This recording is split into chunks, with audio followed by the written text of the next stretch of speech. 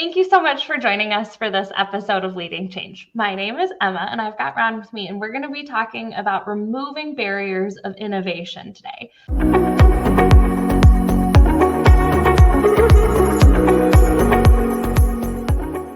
But before I get to all the questions that I've got for you, can you give everybody an introduction? Sure. My name is Ron Rock. I work for JobsOhio.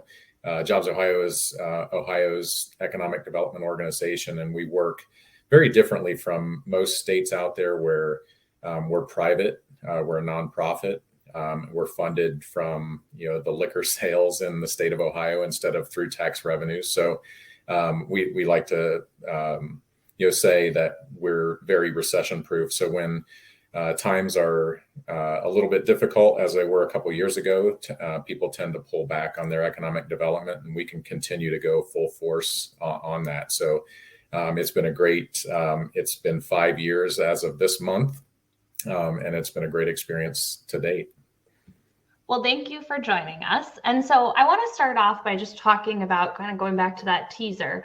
From your experience, what are some of the barriers that you see innovative companies running into while they're trying to start new endeavors?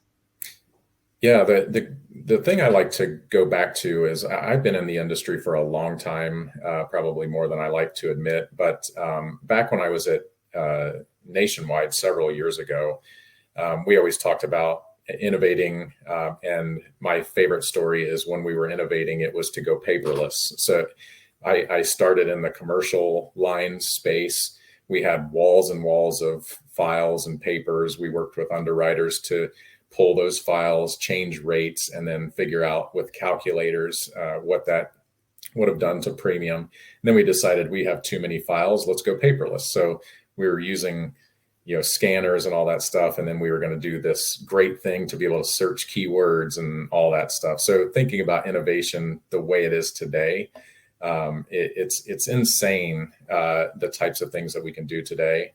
But one of the things I like to think about is even back then, it was always about removing the no. It's kind of weird when you say the no's, because you're not removing your nose, you're just removing multiple NO.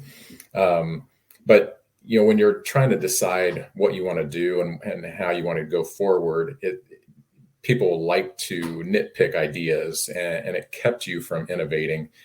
So I always like to remove the no instead of saying no. It's a yes, but, and then address things that way. I did an interview with a CFO a while back, and he was saying that he wants to take the CFO from the CF no to the CF go. And that feels like very reminiscent of this conversation, because a lot of times the finance guys are the ones that are standing in the way of what we would feel are innovative decisions. But yeah, no nose chopping, just no. Yeah. So when we take a look at how beyond just this focus of changing how we look at innovation within our own organizations, how have you seen companies be able to move beyond regulatory constraints as they're looking to innovate, especially in the fintech and insurtech space where there is heavy regulation? Yeah, it's definitely one of those key things that Ohio. I'll talk about that a little bit. We've identified that as a huge constraint to especially smaller companies that want to get into the state in both products and as a company operating in the state. So what we want to do is we want to work with the regulatory bodies. I've got a great relationship with the Department of Insurance. We also recently passed legislation to create a fintech regulatory sandbox, it's pretty awesome. It's not just going to be a marketing tool, because you can obviously have a sandbox and say, hey, look at me, I've got a sandbox, come test different products. But if you don't have the other pieces and parts to the ecosystem, it's just not going to work the same. So as you're thinking about a regulatory environment that is so stringent sometimes, it's great to have the ability to test products, but then also if you don't have those tools, to be able to have great conversations with the regulatory bodies. And then, I always like to say what Director French at the Department of Insurance says is, let's just have that conversation.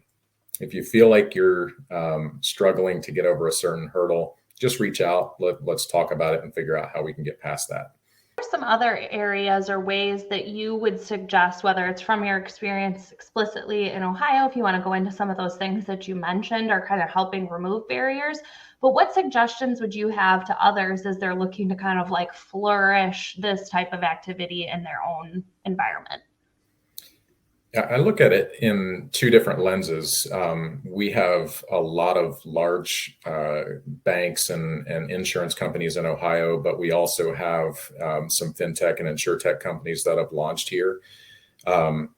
Those larger companies have, created innovative innovation departments, innovation heads, people that are trying to be on the forefront of different tech solutions in the space, being able to streamline processes, being able to implement, some of the solutions that are in insurtech and fintech companies.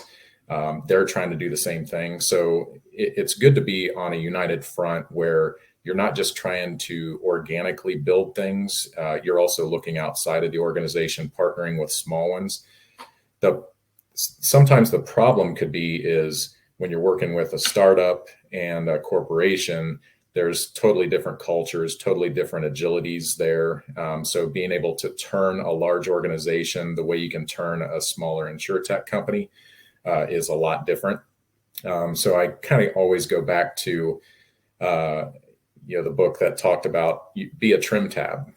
So fintech companies or insurtech companies can be that trim tab for that larger organization.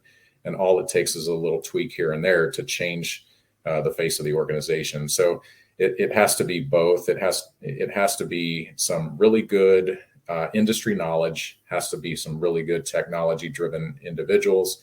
And I think that partnership is something that you don't take lightly. You have to make sure that it's a cultural fit and it's a business fit. Thank you so much for joining me for the discussion. And for anybody that's not, make sure that you go follow Ron on LinkedIn and or join in our conversations when we go back and forth in the comments on a regular basis. But thank you also for watching and have a wonderful day, everyone. Thank you. Thank you so much for joining me for this episode of Leading Change. If you liked what you saw, be sure to subscribe and come back weekly for more expert interviews on digital transformation, change management, and emerging technologies.